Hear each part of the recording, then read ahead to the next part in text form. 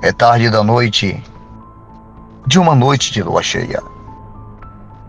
E após responderem a uma chamada no Morro de Anchieta, no subúrbio do Rio de Janeiro, policiais militares e agentes de polícia civil próximo a uma área daquela comunidade, área de mata, isolam um local onde 3 cadáveres foram esquartejados e foram deixados. Seriam as mais novas vítimas da guerra pelo controle de tráfico de drogas naquele local? Muitos moradores curiosos e ao mesmo tempo assustadores evitam falar de qualquer coisa e saem do local. Quando alguns agentes se aproximam para interrogar, e de repente uma moita começa a se mexer. Um dos PM nota e vai com a lanterna ver o que é. Mas seja lá o que fosse, se evadiu para a mata quando um militar se aproximou. O dia mal amanhece e mais uma vez lá está Talarico, praticamente abrindo aquele boteco. Talarico, um beberrão desocupado, era recém-chegado à comunidade, vindo do interior de Minas Gerais com sua velha mãe, Dona Dinorá. Mãe de 7 filhos, todos homens. Seu Augusto já não aguenta mais a bebedeira e os fiados daquele pobre diabo. Vivia lhe dando broncas, mas eu simploro e completamente tomado pelo vício. Talarico ignorava tudo isso. Mas esse logo acaba escorraçado e saindo dali, carregado por mais 2 frequentadores daquele pé sujo. E já seguindo só por aqueles becos e vielas daquela íngreme localidade, ele acaba sendo parado pelo pastor Milton, o líder da única igreja do local, uma das mais franquias da Assembleia do Senhor. O religioso se mostra penalizado e tenta aconselhar aquele distante e entorpecido beberrão.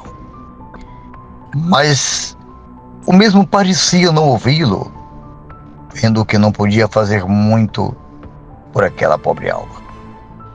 Pastor Milton, compadecido, o abençoa e o deixa seguir o seu caminho. E trocando as pernas, Talarico segue com sua caminhada errante até mais adiante.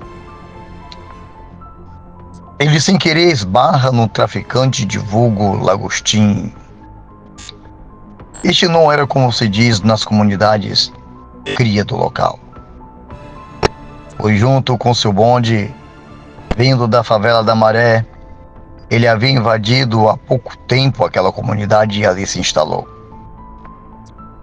E com isso, ele não conhecia Talarico, que mesmo esbarrando sem querer nele, acaba sendo agredido e ameaçado pelo marginal, com apoio de seus 2 comparsas. E caído no chão após o empurrão que levou do bandido, o confuso Talarico, com a visão embaçada, se vê diante de 6 pistolas apontadas para sua cara. Os bandidos eram só 3, mas a tonteira de Talarico os multiplicou em sua embriagada visão. Só por causa de um esbarrão, Talarico seria fuzilado pelos marginais quando surge Mary Shelley de Souza, uma novinha, vizinha e conhecia de Talarico, que retornava de um baile funk que virou a noite.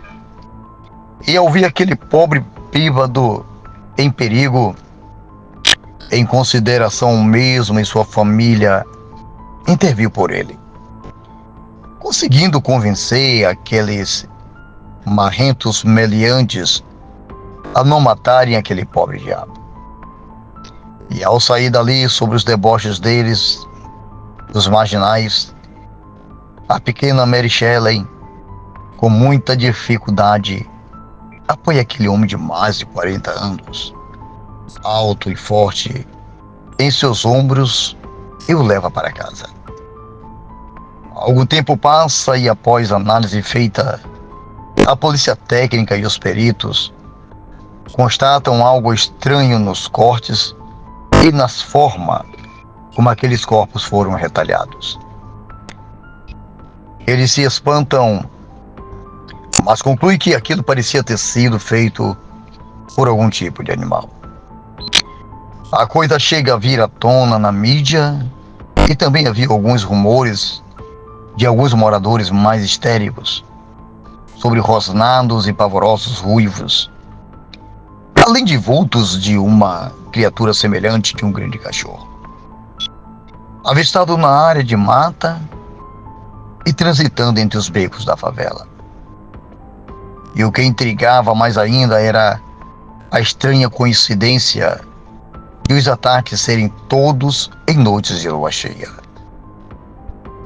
Mas os experientes e sensatos especialistas e as sérias autoridades preferiam acreditar que foi algum cão vadio ou algum tipo de roedor que pode ter mexido naqueles corpos após mesmo serem esquartejados. Tudo se tratava de uma disputa por pontos de vendas de droga. E nada mais que isso, segundo as autoridades. Eis que mais uma vítima do misterioso esquartejador aparece. Mas dessa vez, um outro ponto do morro. A polícia, a mídia e os curiosos, todos horrorizados e intrigados, estão em volta do que sobrou de um viciado do local. Até que próximo dali se mantém caído, desacordado. Alguns policiais vão até mesmo que se encontra todo sujo e mal ajambrado. Estes agentes até pensam que em fazer algumas perguntas para o Grog Talarico, mas a moradora, uma senhora crente frequentadora da igreja local, os desencoraja dizendo que tal Talarico não passava de uma pobre alma que vivia jogada pelos cantos. E ouvindo isso, um dos policiais frustrados pedem para que alguém o retirasse dali. A polícia logo resolve ocupar o local para reprimir o tráfego e parar com a guerra que estaria supostamente criando aqueles macabros cenários de morte naquela comunidade. Muitos são os tiroteios e algumas prisões nos dias que se seguiram e quando a polícia se afastava. Mas, uma vez, apareciam pessoas esquartejadas e estranhamente próximo à cena dos esquartejamentos. Talarico sempre está caído, desacordado, e com isso logo os populares que, tomados pelo medo, já acreditavam que aquilo era obra de um lobisomem. Também já achavam que Talarico era o próprio. A lenda repercutiu e todos naquele morro começavam a temer ou hostilizar aquele pobre beberrão, que era sempre defendido pela linda moreninha Mary Shelley. A polícia então não dava crédito para o que eles tinham com histeria coletiva daqueles pobres moradores daquele local. Até que uma dupla de policiais tidos como da banda podre da instituição foi gravemente ferida durante uma suposta operação no morro. E nisso uma equipe formada pelos colegas ou cúmplice desses bandidos fardados resolveu subir à comunidade para apurar tais rumores. Estes descrentes, nem tanto, vão até a casa da família de Talarico, os PMs demonstrando um típico desprezo habitual que muitas autoridades nutrem por aqueles menos favorecidos. Quase arrombam a porta daquele casebre. Eles que viram tudo e sob as ordens de um truculento sargento, comandante daquela operação, enquanto alguns dos irmãos de Talarico almoçavam ou se mantinham próximo à velha mãe. Todos estão assustados e sem entender aquela varredura que ela feita no barraco. Os irmãos de Talarico que almoçavam estranhamente o faziam com talheres de plástico. Não havia nada de prata, ou que lembrasse prata naquela humilde residência. Os policiais estranharam, mas como sabem que aquelas pessoas se tratavam de gente muito humildes, não ligam e segue com a procura. O truculento comandante vai até Dona Dinorá, que se mantinha sentada e quieta a todo tempo, e pergunta por Talarico. Dona Dinorá era curiosamente quieta. Uma figura misteriosa, talvez por ser vitimada por algumas doenças degenerativas, ou por ser assim mesmo.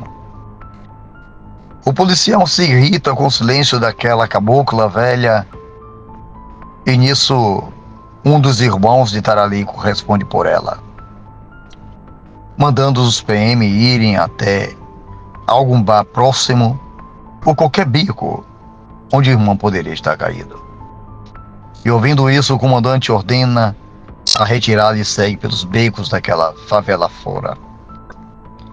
Eles procuram por todo o morro e não encontram Talarico.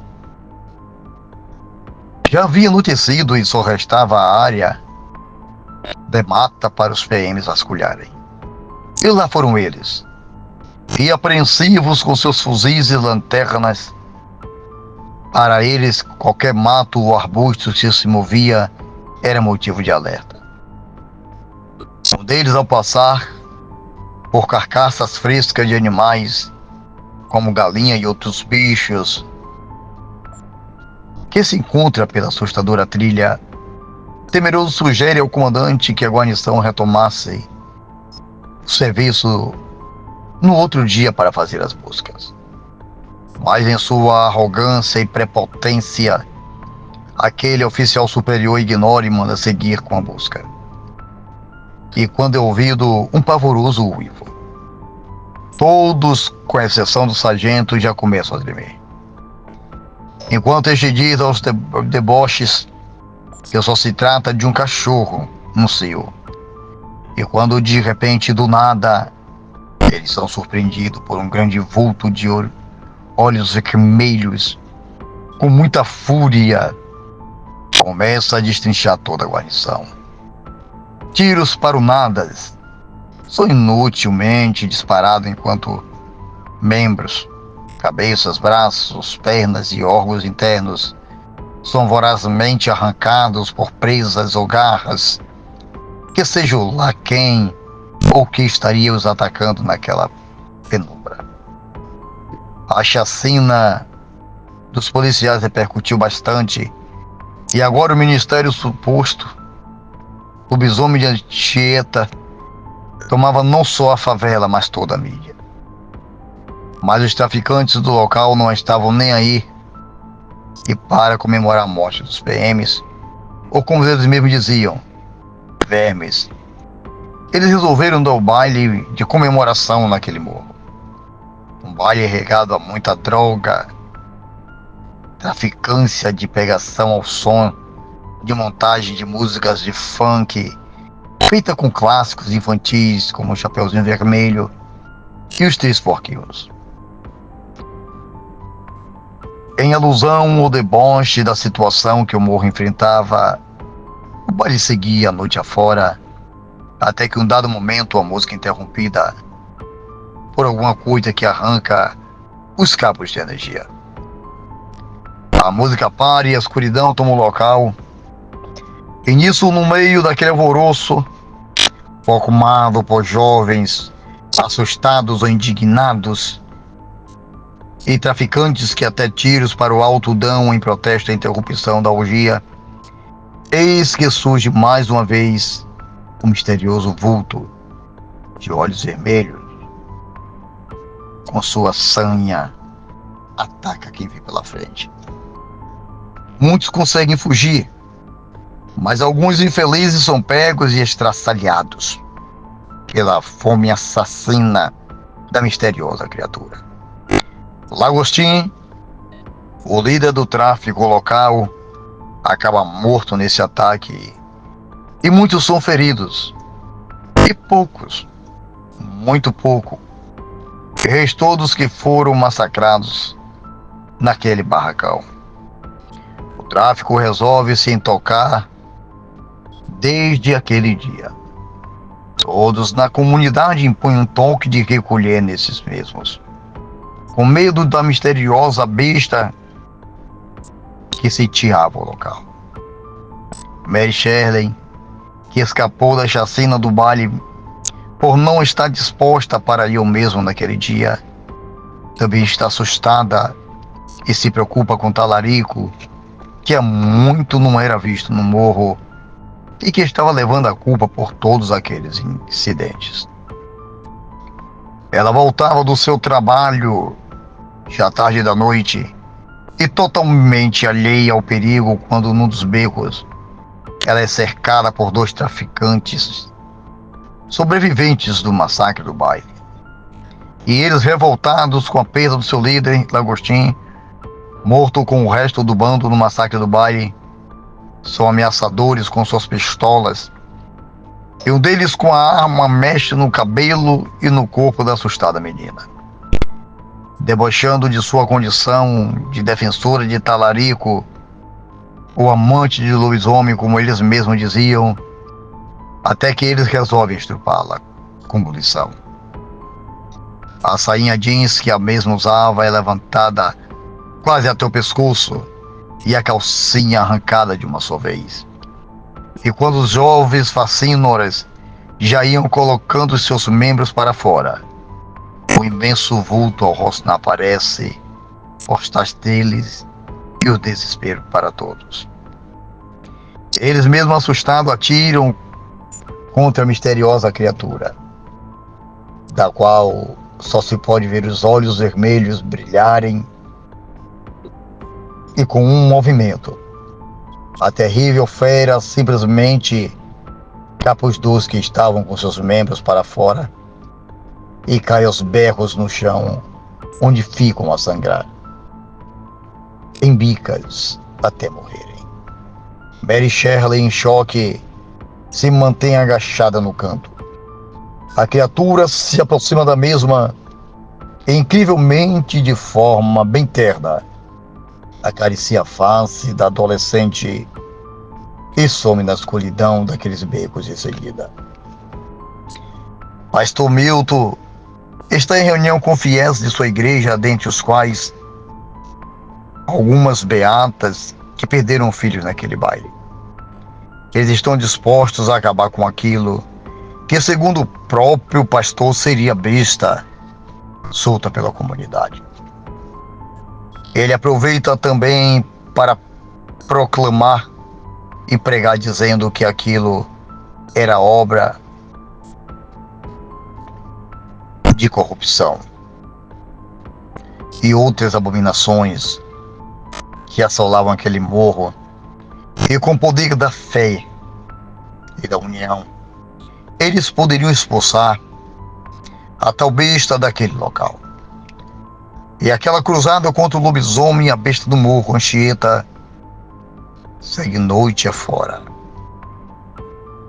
à procura de Talarico, que seria o alter ego da famigerada criatura. Naquela cruzada, o grupo de linchamento além de alguns moradores, estavam todo o ministério da Assembleia do Senhor, suas beatas e alguns dos poucos traficantes do bonde de Lagostim que sobreviveram ao massacre do baile. Mary Shelley, ao ouvir o alvoroço que aquela multidão fazia ao passar pelos becos, vai até a janela para ver. E apreensiva ela ao imaginar o que aqueles fanáticos e desesperados pretendiam fazer com aquele pobre diabo, corre para tentar impedi-los. Ela para na frente daquela marcha e tenta, aos berros, convencê-los que tudo poderia ser um engano. A marcha liderada por uma louca beata que havia perdido o filho envolvido com o tráfico, no massacre e está a discutir com Mary Shelley, apoiada pela histérica multidão sedenta por justiça e sangue, acaba prevalecendo no empate. Mary Shelley ainda apela para o pastor, mas o mesmo se mostra totalmente omisso e também levado pela sanha daquela beata e a multidão que o apoiava. A marcha passa por Mary Shelley, que ainda apela, mas é ignorada e deixada para trás, caída no chão. E nisso, mais à frente, eles chegam à casa da família de Talarico. Lá, eles são atendidos por um de seus irmãos, dos 5 que ali encontravam e ao lado do pastor. Aquela enlouquecida beata pergunta por Talarico, e o jovem disse que não sabe do paradeiro do mesmo. E todos já estão com os ânimos bem exaltados, apoiados pelo pastor e pela beata, não querem saber de conversas e invadem o casebre, revirando e quebrando tudo, para desespero de quase toda aquela família. Digo quase toda porque Dona Dinorá, estranhamente a todo tempo, se mostrava calada e impassível, como de costume, e mesmo diante daquela turba que quebrava tudo e que via naquele barraco, e vendo a fúria daquela multidão, os irmãos de Talarico resolvem sair com a mãe dali. Enquanto aqueles loucos justiceiros colocavam fogo em seus barracos, Mary Shelley ainda aparece, mas chega tarde demais e não contém as lágrimas diante da grande labareda que consumia aquele casebre. E quando a mesma vê Talarico, ela tenta alertá-lo, mas é tarde demais. Um dos traficantes também o vê e grita, dando tiros de pistola para o alto, enquanto junto com a multidão corre para trás do homem que tenta fugir, mas acaba encurralado, pego pela população e levado até a área de mata que ficava no alto do morro. Lá, ele é espancado e cuspido pela multidão histérica que ignorava os apelos de Mary Shelley e aos irmãos do homem que eram contidos sob mira de pistolas por 2 dos 4 traficantes presentes. Ela, aos prantos, ainda grita e se indigna com o pastor Milton pelos mesmos permitir aquela crueldade. Mas aquele, quase em transe, se mantém concentrado ou indiferente às suas orações, abraçando sua Bíblia. Uma única lágrima cai de um dos olhos da apatia da Dona Dinorá, que presencia inerte o que fazem com seu filho. E quando todos, já cansados de bater com todas as forças e com os que tinham em suas mãos naquele pobre homem, é chegada a hora de finalizar o que começaram. Nisso, um pelotão de fuzilamento formado pelos traficantes, sobreviventes do massacre do baile, se aproximam com suas pistolas e engatilham. E quando se preparam para atirar, um uivo funesto é ouvido, chamando a atenção de todos. Todos se intrigam e se assustam, e quando aquela multidão ameaça se dispersar, todos são encurralados pelo verdadeiro lobisomem. Uma criatura pavorosa, antropomorfa, metade homem, com raivoso, demônio e de aproximadamente mais de 2 metros de altura. Seus olhos vermelhos brilham de raiva e sua boca saliva torrencialmente de sede de sangue. E todos começam a ser impiedosamente estraçalhados por aquelas presas e garras. Quem conseguia fugir escapava sem algum pedaço do braço, ou mesmo sem ele. E dos que ficavam, sua carcaça restava espalhada por toda a mata. Os traficantes descarregam inutilmente suas pistolas no licantropo, que com seu movimento degolou os quadros. Nem a beata da Assembleia do Senhor foram poupadas. Suas longas saias jeans eram arrancadas como se fosse de papel. Pastor Milton ainda tenta, com sua autoridade de pregador, repreender aquela criatura que ele tinha como demônio, mas a mesma ignora completamente, e antes de destrinchar aquele religioso, ela rasga com suas presas toda a sua Bíblia. Os únicos que sobrevivem são Mary Shelley e a família do já quase morto Talarico. E diante daquele monturo formado por membros e entranhas dilaceradas que forravam o chão, o pavoroso lobisomem vai em direção aos mesmos, e quando se aproxima da chorosa e apavorosa Mary Shelley, e até então silenciada e enigmática, Dona Dinorah resolve falar. E quando está inutilmente afagava o desfalecido Talarico, manda que esse outro filho pare. O lobisomem realmente era um dos filhos de Dona Dinorah, mas não Talarico. E quando, se apoiando com sua bengala e acompanhada por seus outros filhos, ela lisa e agora calma a criatura que se abaixa por ser do triplo de seu tamanho. Ela conta toda a história para Mary Shelley. O Talarico, na verdade, era seu 6º filho. O 7º filho era um jovem aventureiro que havia vindo para a cidade grande e com isso sumido. Dona Dinorah então juntou todos os seus filhos e também saiu de Varginha, no interior de Minas Gerais, e veio atrás desse filho que era lobisomem. Ela disse também que há anos atrás, quando houve esse incidente de Varginha, que ficou conhecido no mundo inteiro, o suposto ET, na verdade, era o seu filho lobisomem, que chegou a ser capturado pelos militares, mas conseguiu escapar. E com tudo a respeito daquele caso, foi mantido em sigilo e logo tudo se abafou.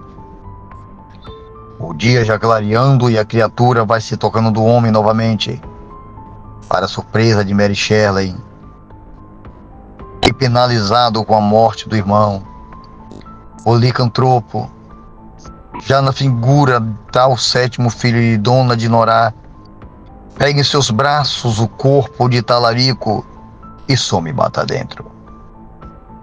Mary Shelley volta ainda chorosa para sua casa, e Dona Dinorah e sua família resolvem ir embora do morro. Anchieta talvez tenha voltado para a terra natal deles, ou talvez indo para uma outra comunidade bem perto de você. Bem, meus amados, este foi o relato de hoje e espero que tenham gostado. Peço a vocês que não se esqueçam de se inscrever, deixar o like, comentar e compartilhar sobre o assunto. Meu muito obrigado a todos vocês, um abraço forte e até a próxima.